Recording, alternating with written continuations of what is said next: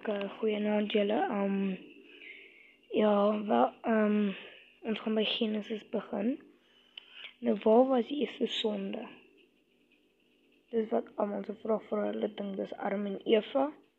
Maar nee, maar in die woord van God sê, in die begin het God die hemel en die aarde geskape.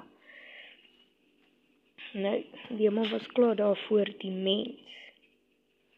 Maar God het die hemel eers gemaak, so hulle sê, in die begin het God die hemel, nie die aarde nie, die hemel. So, die eerste sonde was in die hemel. Die Satan teen God, probeer om God se plek oor te vat, toe sê God vir hom, nee.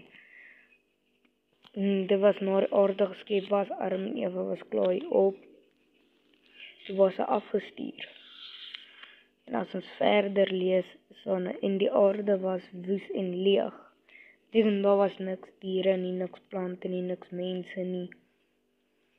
En toe leeg en duisternis was op die wêreldvloed.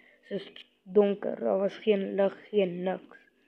Dit was net so donker. Julle dis in Genesis 1 vers, ons gaan lees tot 7. En God het gesê, laat daar lig wees. En daar was lig. So hy het gesê, laat daar lig wees, soos die son van ons wat ons vitamine gee.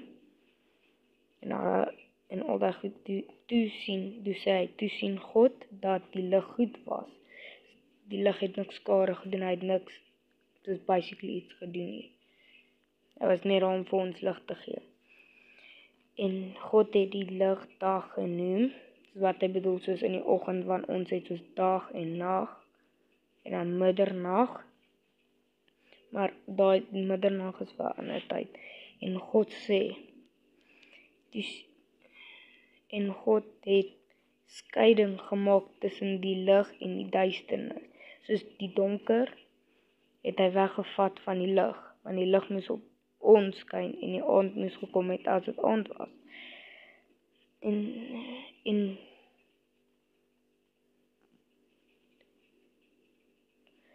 En God het die lig dag genoem, en die duisternis het hy nag genoem, soos ons het nou nag en dag.